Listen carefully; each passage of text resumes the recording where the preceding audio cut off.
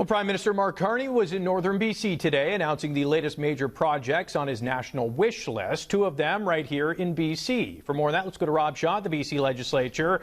Rob, what did the Prime Minister pick and what does it mean for this province?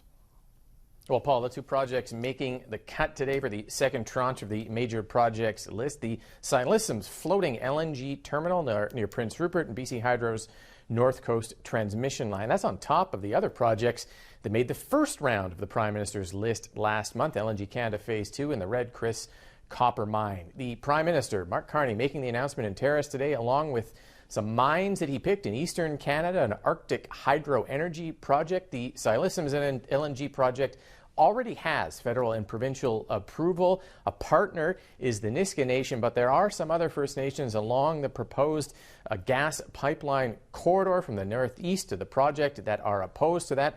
Mark Carney was asked what he will do about that disagreement. Here he is today. We are referring projects to the Major Projects Office so that all of the work is done, so that all of the information for that decision that I just referenced, the final investment decision for these projects, is available.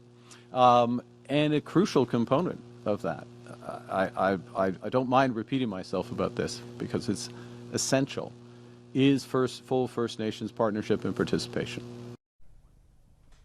The St. Lissam's project would be a floating terminal that would actually be the second largest of its kind in BC, just behind the LNG Canada facility in Kitimat. It's one of four major LNG terminals currently in development in British Columbia. The St. Lissam's is expected to cost somewhere between $16 and almost $20 billion if you include the pipeline. Carney did not offer any federal cash today. He did say Ottawa has financing for First Nations to help buy equity stakes in the project as well as within the pipeline, which would feed the terminal. There are still environmental groups who say LNG and natural gas production hurts BC's climate goals. Now, as part of the St. Lissam's project, the government is proposing the North Coast transmission line, which would feed electricity not just to that, but to LNG Canada and other mining projects in the area, so they don't have to burn natural gas or other fossil fuels. That line made the PM's list today. It could also expand up to the Yukon at some point to provide electricity there, as well as to the Golden Triangle region of the province. Carney did offer up a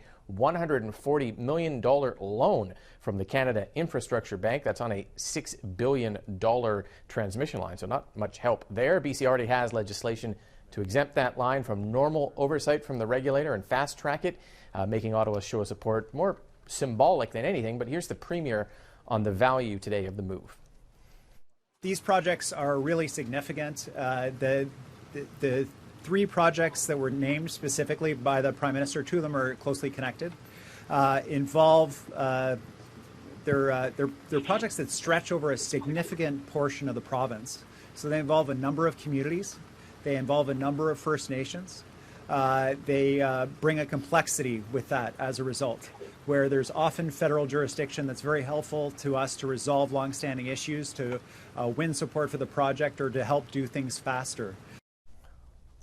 Not on round two of the list today, the Alberta oil pipeline project again. Premier Eby saying this thing is imaginary, concocted in the dream mind of a communications person, he said. But Alberta's Premier and the Prime Minister today saying, Paul, they're working on a memorandum of agreement on the future of energy policy with Alberta, which presumably means at some point a pipeline. We'll wait and see what that turns out to be and whether that makes the Prime Minister's list along with all these other projects.